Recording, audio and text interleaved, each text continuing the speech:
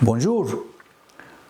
Aujourd'hui, c'est le jeudi saint et à partir de la messe de la Cène du Seigneur ce soir, nous commençons à célébrer ce que nous appelons le Triduum pascal, qui est l'événement central de cette semaine, puisque nous célébrons la passion, la mort et la résurrection de notre Seigneur Jésus-Christ.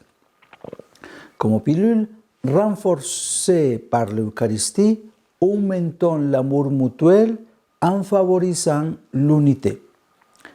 En ce jour, nous commémorons la dernière scène où Jésus leur donne aux disciples et à nous les commandements principaux de l'amour réciproque. Il établit ses apôtres comme prêtres. Jésus les invite à répéter les gestes et les paroles qu'il fait, instituant ainsi l'Eucharistie. Et après le repas, se dirigeant déjà vers le mont des Oliviers, dans un moment de profonde prière, il demande au Père l'unité pour ses disciples et pour ceux qui croiront en lui par la parole des disciples. Pratiquement en ce jour, nous célébrons les dons du commandement de l'amour, les dons du sacerdoce et de l'Eucharistie et la prière pour l'unité. Ces dons que le Christ nous a laissés lors de la dernière repas sont des dons qui nous accompagnent tout au long de notre existence, puisqu'ils nous permettent d'avoir la vie de Dieu en nous.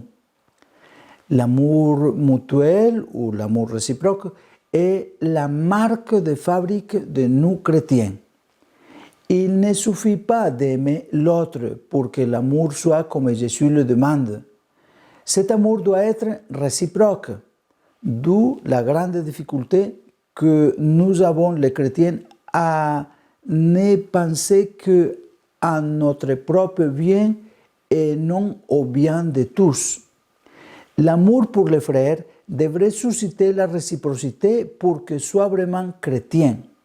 Cependant, Jésus, dans son immense amour, ne nous oblige pas, mais il nous avertit que si nous voulons vraiment être ses disciples, nous devons nous aimer les uns les autres, comme il le dit dans l'évangile de Saint Jean, chapitre 13, verset 35. À ceci, vous saurez que vous êtes mes disciples, si vous vous aimez les uns aux autres. En instituant le sacerdoce, Jésus a fait en sorte que ces personnes continuent à aimer l'humanité comme lui. Un prêtre doit être un autre Jésus dans sa manière de vivre, dans ses gestes, dans ses relations avec les autres.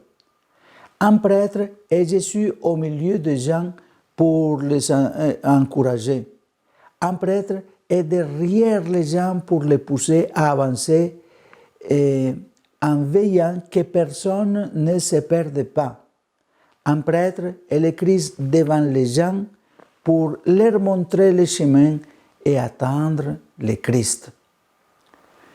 L'Eucharistie que Jésus a instituée est la nourriture qui nous fortifie pour bien marcher sur notre saint voyage tout au long de notre existence.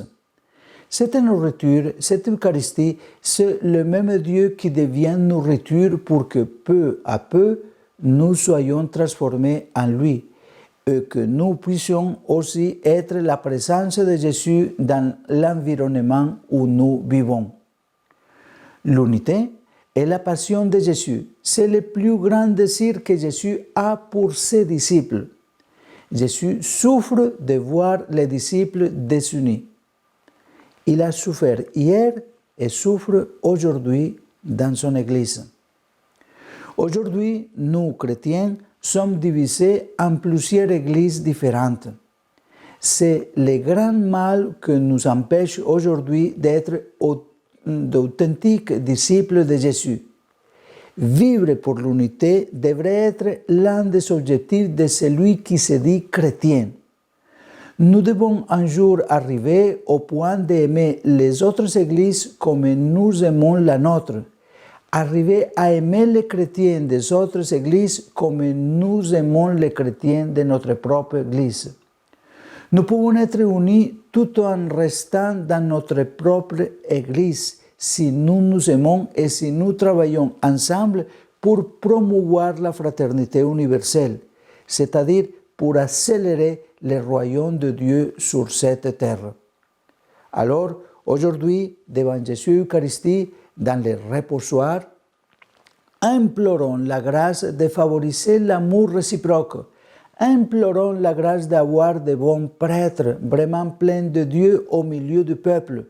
Implorons de toujours nous nourrir de l'Eucharistie pour avoir la force tout au long de notre vie sur terre. Et pendant cette prière, prêtons notre être à Jésus pour implorer une fois de plus au Père le don de l'unité de tous les chrétiens.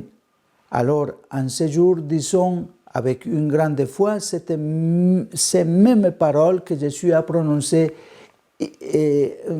en sortant de la dernière scène. Père, que tout soit un afin que le monde croie. Bon jeudi à vous tous.